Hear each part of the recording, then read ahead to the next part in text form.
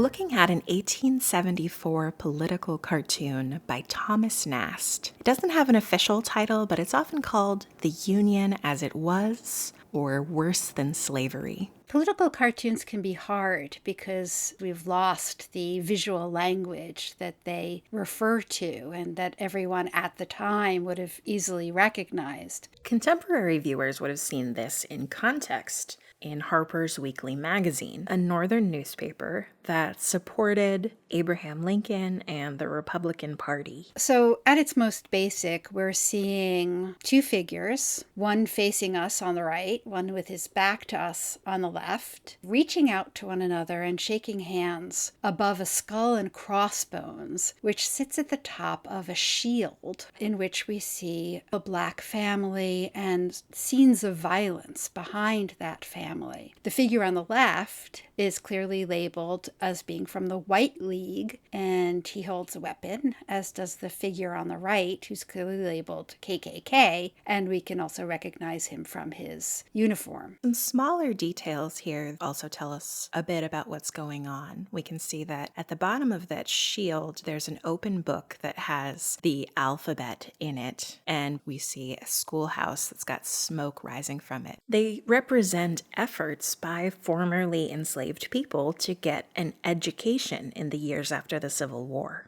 And then behind the kneeling woman, we see a man who's been lynched. So when we see these two figures shaking hands above this scene of terror, it looks like a conspiracy between the White League, which was an 1870s paramilitary group that openly crushed Black political participation in the South, and the KKK. The federal government has been able to some degree to quash the activities of the KKK, but the White League and similar organizations were born during this period. We see the figure from the White League from behind, but he's not disguised in the way that the figure from the KKK is. The White League was acting more in the open. People knew the names of, in many cases, Confederate veterans who were taking part in the White League and similar organizations. We see in the upper left corner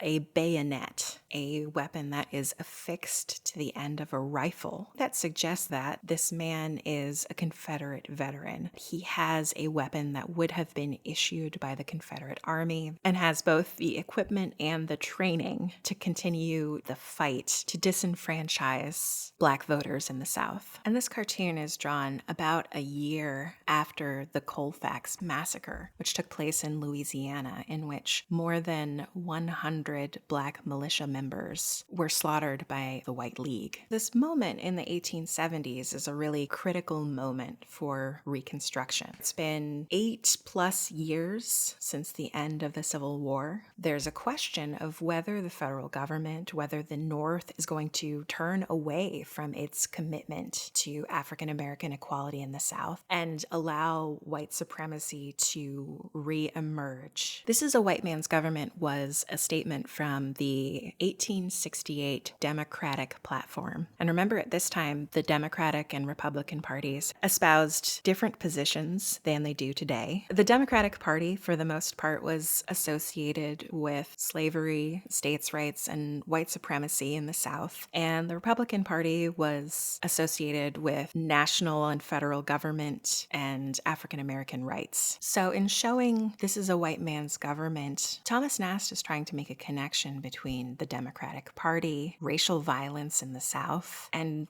encourage his viewers to vote for the Republican Party. These figures are represented sympathetically and not at all like the kinds of caricatured images of Black figures that we would see normally in so many political cartoons and other images from the period, where they're represented with prominent jaws and wide eyes and We often see these figures dressed in rags with bare feet. Women are often depicted wearing kerchiefs on their head, which was a symbol of Black female subservience. You think of Aunt Jemima, for example. So even though Nast is trying to create a sympathetic image, he's still drawing on elements typical of racist 19th century depictions of Black people. So when I look at this cartoon from an art historical point of view, I see two figures on either side of a shield. And if we go back in art history, we can see that this was a common motif. Sometimes they could be allegorical figures on either side, sometimes putti. And those Renaissance images get drawn on for one of the early designs for the Great Seal of the United States of America, where we see two figures representing war and peace on either side of a shield with stripes and above it stars representing the United States. And we can follow this imagery to a print which depicts on one side Abraham Lincoln and on the other George Washington, each with their hands on a shield representing the United States. This is a print made shortly after Lincoln's death, commemorating Lincoln and aligning him with George Washington, an image that represents the idea of national unity. But in Nast's cartoon, that idea of unity is really conspiracy to commit violence and to disenfranchise and control the labor of formerly enslaved people. Viewers of the cartoon would immediately have recalled an earlier Nast cartoon from during the war called Compromise with the South. This became nationally famous in 1864. At that time, some Democrats opposed Abraham Lincoln, and they wanted to make peace with the South to allow the Confederacy to go its own way and slavery to continue. And Nast drummed up considerable support for Abraham Lincoln with this image showing how U.S. soldiers would have died in a useless war had the United States decided to make peace with the Confederacy, and that slavery would continue, as we see with the image of the Black family kneeling once again. And we can see that this is something that Nast thinks is tragic by the figure of Columbia, an allegorical figure representing the United States, kneeling and weeping before this grave. So once again, an agreement between white people that will have this terrible impact on a Black family. And we see this in other Nast cartoons. For example, one called This is a White Man's Government, where again, figures are shaking hands and a formerly enslaved person is being trampled on the ground beneath their feet. In some ways, we could see these cartoons as a continuation of the same story. In 1864, the Democratic Party suggesting compromise with the South. In 1868, the Democratic Party working with Nathaniel Bedford Forrest, the founder of the KKK, to enact the platform, This is a White Man's Government. In 1874, the White League and the KKK working together to create a society worse than slavery. To this cartoon in 1876, which shows a Black man being forced to vote the Democratic ticket because this white supremacy and violence has gone unchecked in the South. For me, the tragedy of Reconstruction is that it didn't have to end the way it did. It didn't have to end with another 100 years before the Voting Rights Act. History is not a straight upward line